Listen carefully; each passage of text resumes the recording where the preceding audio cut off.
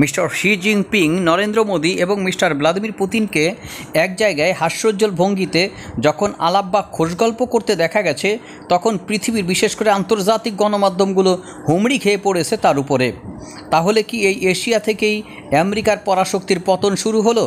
বন্ধুরা, ব্যাপারটি অনেক আলোচনা হচ্ছে। সাংহাই কোঅপারেশন অর্গানাইজেশন 2025-এর সামিট অত্যন্ত গুরুত্বপূর্ণ বিভিন্ন কারণে। বন্ধুরা, পাকিস্তান চীনের অন্যতম ঘনিষ্ঠ বন্ধু, কিন্তু এবার সকল আড়ো কেড়ে নিয়েছে মূলত ইন্ডিয়া এবং তার প্রধানমন্ত্রী নরেন্দ্র মোদী। আর এক্ষেত্রে চীনও অত্যন্ত খুশি।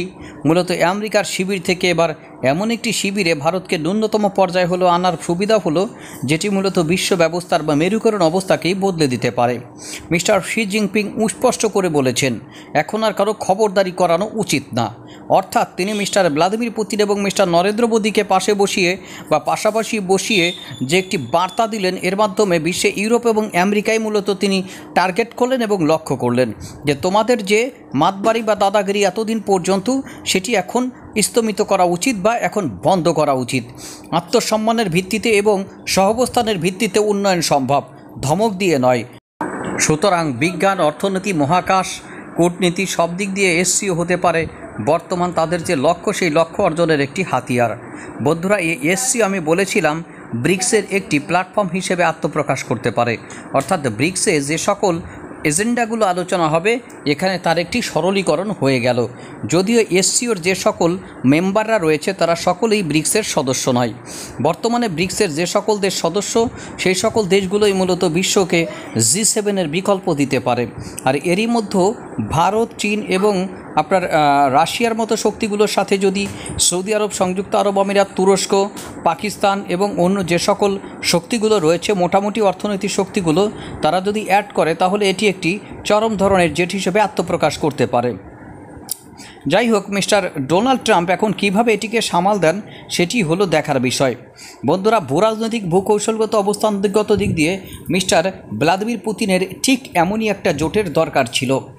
রাশিয়া ইউক্রেন যুদ্ধ করতে করতে মিস্টার ভলোদিমির জেলেনস্কি পুরোপুরি ইউরোপ এবং আমেরিকার সাথে মিলে রাশিয়াকে চরম শিক্ষা দেওয়ার জন্য যে প্ল্যাটফর্ম তৈরি করেছেন, সেখানে ইউরোপীয় ইউনিয়ন পুরোপুরিভাবে ইউক্রেনকে সমর্থন দিচ্ছে এবং ইউক্রেনকে সমর্থন দেওয়ার মাধ্যমে মূলত আমেরিকা, ইউক্রেন এবং ইউরোপীয় ইউনিয়ন মিলে রাশিয়ার বিরুদ্ধে একটি প্ল্যাটফর্ম ইতিমধ্যে দাঁড়িয়ে যেতে পারে।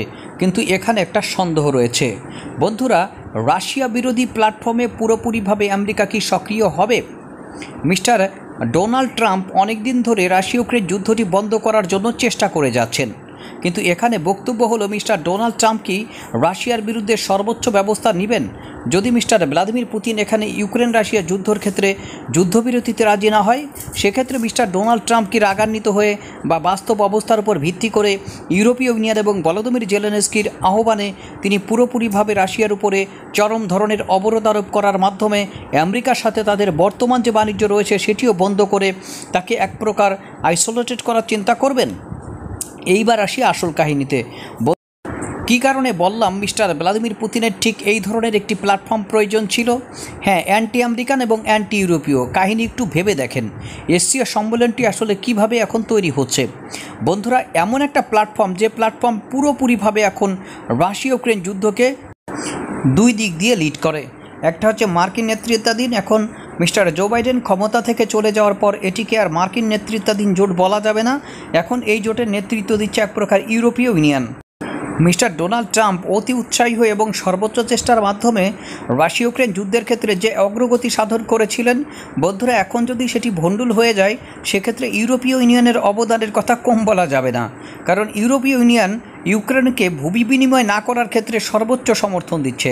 অর্থাৎ রাশিয়ার ক্ষেত্রে যুদ্ধবিরতি যদি হয়, সেক্ষেত্রে ভূমি এক্সচেঞ্জ বা কোনো এলাকা ছেড়ে দিয়ে সেটি করা কখনোই কোনোভাবে সম্ভব হবে না। এবং এটি যেন মিস্টার ভলোদিমির জেলেনস্কি না করেন, সেক্ষেত্রে ইউরোপীয় ইউনিয়ন পুরোপুরিভাবে মিস্টার ভলোদিমির জেলেনস্কিকে সমর্থন দিচ্ছে।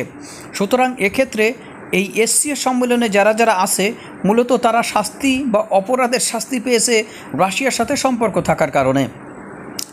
ভারত রাশিয়ার জ্বালানি ক্রয় করার কারণে তার উপরে অতিরিক্ত ট্যাক্স আরোপ করা হয়েছে। চীনকে বারবার ধ্বংস করে দেওয়ার বা তার উপরে 200% পর্যন্ত ট্যাক্স অথবা 100% পর্যন্ত ট্যাক্স আরোপের হুমকি দেওয়া হচ্ছে শুধুমাত্র রাশিয়ার সাথে জ্বালানি বাণিজ্য করার জন্য, এবং এর বাইরে হিউজ পরিমাণ বাণিজ্য রয়েছে রাশিয়ার সাথে জ্বালানির বাইরে।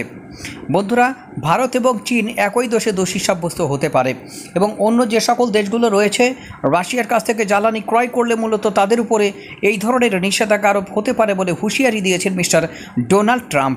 এক্ষেত্রে তাহলে রাশিয়ার সাথে সম্পর্ক রাখার জন্য যে সকল দেশ মূলত আমেরিকার বিরাগভাজন হয়েছে তারা অবশ্যই চীন এবং রাশিয়ার ভালোবাসার পাত্র হবে, এটাই স্বাভাবিক।